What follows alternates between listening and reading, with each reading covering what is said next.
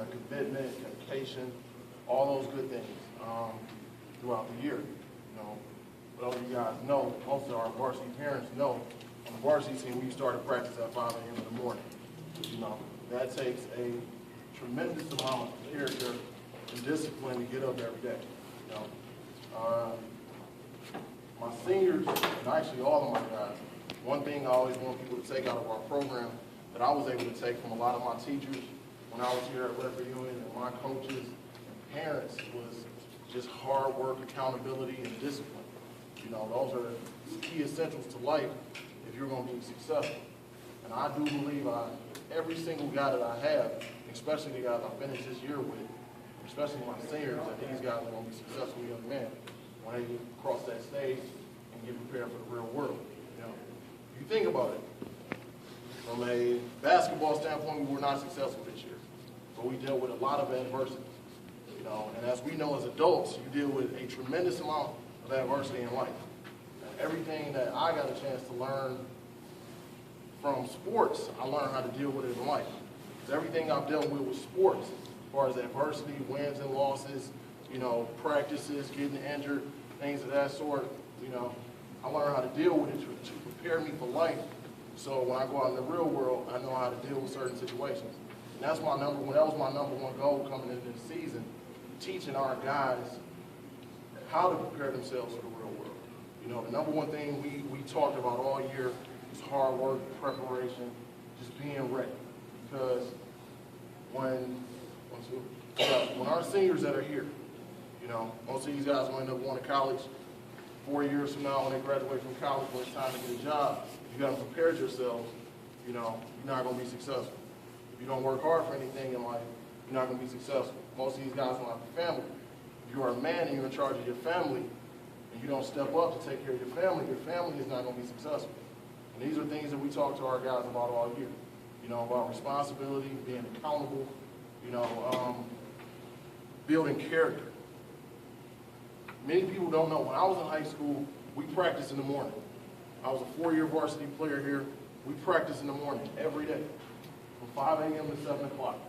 And there was a lot of things that we didn't do. On game days, we didn't practice in the morning.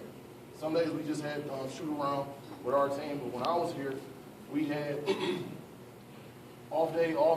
regular practice and game day weightlifting, all these other things that we had to do. But getting up early in the morning creates accountability, discipline, responsibility, because most of these guys here don't have a job. They have to get up 3, 4 in the morning to be to work at 5. You know, all of these things. All this is just preparing you for life. You know, that's why I say with the kids I had this year, with their dedication, sticking in it, you know, that's the number one thing. Sticking with something that you start, I believe that we were successful. So I do want to congratulate the kids I finished the year with.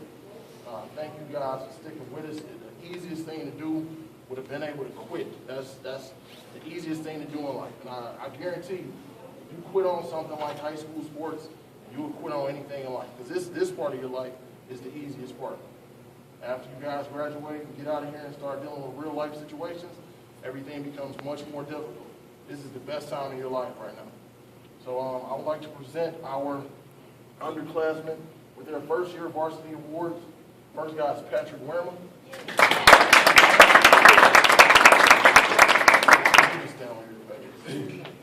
Jacob McKitty. Carlos Welch.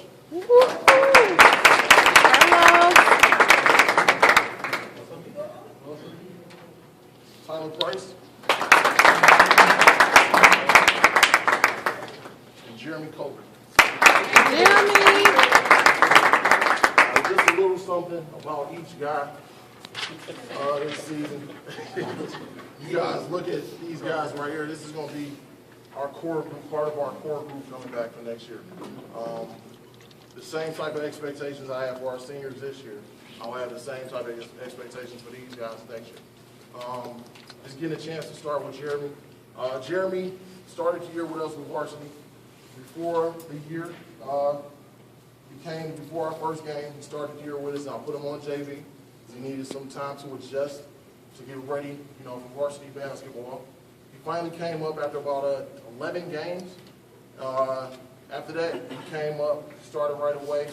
Out of the 9 games he played in, he scored in double figures out of 6 out of 9 of them. Jeremy had a big game here against Thurston where he scored 15 points in the second half. We had a chance to win, and he took the last shot, which was tipped. But, unfortunately, it didn't go for us. That day, he did catch the notice of some other coaches at our coaches meeting this year, actually the 13 coaches. When we vote for coaches, we can't vote for our own team. We have us vote for other teams, but the coaches from Thurston voted him honorable mention. So as a sophomore, he made honorable mention. So that was one of the highlights for Jeremy. And next year, I'm fully expecting Jeremy to come back. He has the ability to be our leading scorer next year. And that's what I expect of him. I expect hard work out of him, dedication, coming to work every day, and proving himself as a player. Moving on to Jake, you guys heard me say a little bit about Jake earlier. Jake was the most committed kid we had this year, as far as consistency and everything. I truly mean that practice, coming to 65 out of 66 practices, especially when we practice in the morning, is extremely difficult. There were times in the morning when me as a coach, I'm looking at that clock at 4 a.m. and I'm like, man, I have to be there myself. But Jake was there every day. The only practice he missed this year was because he had to take his ACTs on a Saturday. Jake was our most consistent guy this year for our scoring the basketball. He was second on the team in rebounding. Manny Chapman was our leading rebounder this year. Jake also was a very high volume three-point shooter this year. He shot the ball pretty well. Next year, I expect Jake to be consistent, bring better effort, get better as a player, and also keep his GPA up. He's a 3.4 student now, so I expect that to rise and rise and rise. Patrick is one of the hardest working guys that I have ever had the opportunity to come across. To be honest with you guys, coming into this season, I really did not know where Patrick was going to be. I know Coach Purdy and we talked about it this offseason, and I didn't know from a development standpoint, was Patrick ready to play varsity or not. Patrick, this is the first time I ever heard him say it. But he showed me in conditioning and tryouts that he was ready to play by just going through the drills and how hard he played, participated in drills. Little people know with our teammates, and Coach Hunter and myself, Patrick probably won 95% of the sprints this season. Like every time, and we ran a lot. 95% of the sprints, he's always running as hard as he can, pushing himself to be better and better and better. His goal is to be a Division I baseball player, and I honestly believe through his hard work and dedication that he's going to be able to get there. Moving on to Tyler. Tyler was a unique situation this year. He came to me halfway through the season, didn't get a chance to know him, heard about him through a few teachers, and actually our principal called me about him this year. I got a chance to meet Tyler once this year in February.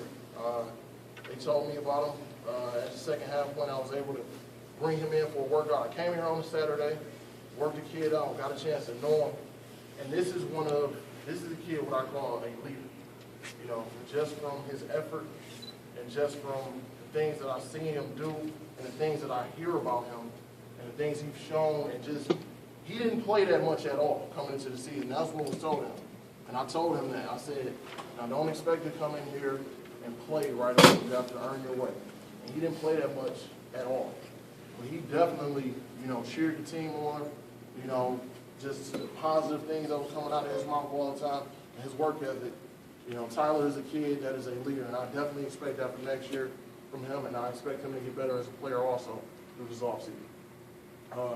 Carlos is another kid that's a sophomore. Another kid who I was not too sure with this year if he would be ready to play varsity or not. I said to myself, Carlos has the ability, as far as a talent standpoint, he could probably play varsity right away, but I wasn't sure he was ready. As you guys know, due to some dismissals from our team this year, opportunity opened up, his door opened for opportunity. And Carlos stepped right in, the first Garden City game. He got right in there and was ready to play right away. After that, he became our starting point guard throughout the rest of the season, and he started to flourish. Carlos knows that I have tremendous expectations of him next year, especially being a point guard, because being a point guard is a direct extension of a coach on the floor. So Carlos, I remember one time in practice, kind of looked at me like, man, Coach, you are always in my ear. I am really just right here with him all the time. But for next year, I definitely expect Carlos to get tremendously better, stronger this offseason, and keep his grades up. That's the number one thing. He's a 3.0 student also, so I expect that to flirt. So, good job.